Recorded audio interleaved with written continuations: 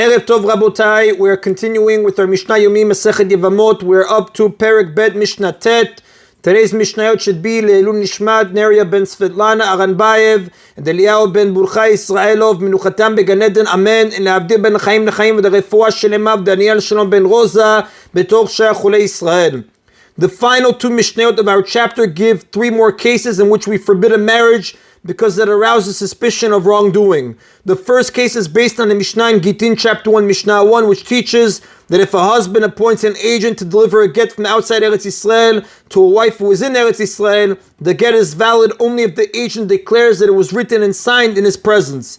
This is either because some courts outside of Eretz Yisrael were unaware that a get has to be written lishma, specifically for the woman who is being divorced with it, or to prevent the husband from later claiming that the get is not from him and the witnesses' signatures are forged.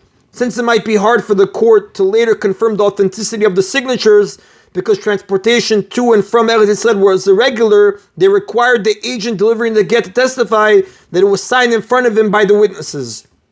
The Mishnah begins, Hamevi get min Medinat Hayam, someone who brought a get from abroad, from outside Eretz Yisrael, V'amar b'fanai nechtam, and declared it was written in my presence and signed in my presence. Lo yisait ishto, should not marry the divorcer's wife, since he will be suspected of making the declaration falsely, so that the court would accept the get and he would be able to marry her.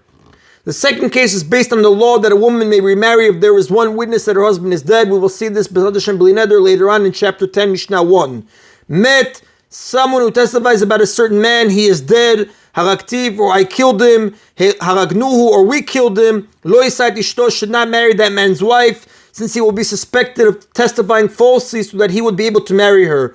Rabbi Yehuda says, haraktiv, if someone says, I killed him, lo tinasei ishto, the man's wife cannot marry anyone at all, since the person's admission that he is a murderer disqualifies him from being a witness. The Torah in Sefer Bamidbar, chapter 35, verse 31, calls a murderer a rasha, an evildoer, and a rasha is disqualified from serving as a witness. Hagnu, but if he says we killed him, tinasei ishto, his wife may marry others, since we take his words to mean that he was with the people who killed him, but did not actually kill him. Now the first Tana whom the Halakha follows, the Rav does tell us the Halakha does not follow Rabbi Yehuda, the Halakha follows the Tana Kama. The first Tana holds that even if he says, I killed him, the woman may marry others, because the court accepts his testimony that the husband is dead, but does not accept that he is the murderer, since a person's testimony about himself that he is the Rasha is not valid.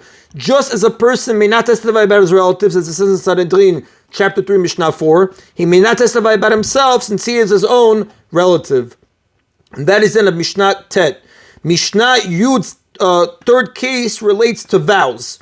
Generally, right, the Mishnah's third case is going to relate to vows. This is Mishnah Yud. Generally, if a married woman vows that she will not benefit from her husband, she is in effect forbidden to him and he must therefore divorce her. There are, however, two ways to be released from the vow. First, the husband can cancel the vow. However, this is effective only on the day he hears about it. Second, any vow can be undone by an exceptional Torah sage. The same can be done by three ordinary people who are capable of understanding the relevant laws. As Shulchan Aruch writes in Yorodea, chapter 220, Halakha 1 with Shach 2, when he finds a sage or the three ordinary people the proper grounds for doing so.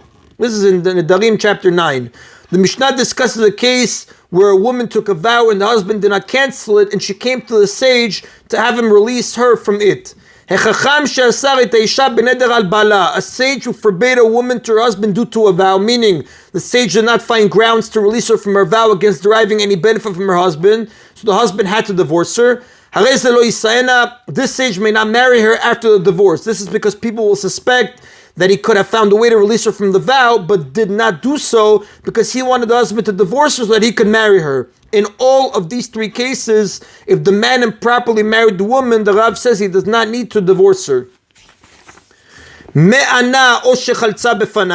However, if a girl performed mi'un, which we spoke about was the Rabbanan marriage of an underage girl by her brother or mother, she can refuse the marriage in front of the presence of the court. If a girl performed mi'un or chalitza in the presence of a sage, he may marry her afterward, because he is part of a court together with other judges, since these procedures require more than one judge, as it says in Sanhedrin chapter 1, Mishnah 3. An entire court, the commentators explain, will not be suspected of improperly convincing the man to perform chalitza instead of yibum, or the wife to perform mi'un for the purpose of enabling this one sage to marry her. Now the Mishnah teaches that there are two situations where the men in these three cases, the agent who brought the get, the witness who testified that the husband is dead, and the sage who did not release someone from her vow, are allowed to marry the woman because there is no cause for suspicion. V'chulan shayu lahem nashim. If any of these men had wives at the time they freed the woman to remarry, vametu, and these wives later died, mutarot linasenahem, the women whom they enabled to remarry may marry them, because these men will not be suspected of having planned to marry these women while they still had their wives. Although a man was allowed to have more than one wife in the times of the Mishnah, this was uncommon. Our Mishnah therefore presumes that a man will plan to marry a second wife only after his first wife dies. Additionally, if any of these women married others after these men enabled them to remarry, and they were then divorced or widowed from their second husbands, they are allowed to marry the men who enabled them to remarry. Clearly, these men did not enable her to marry in order to marry her, since she actually married someone else first. And the Mishnah addresses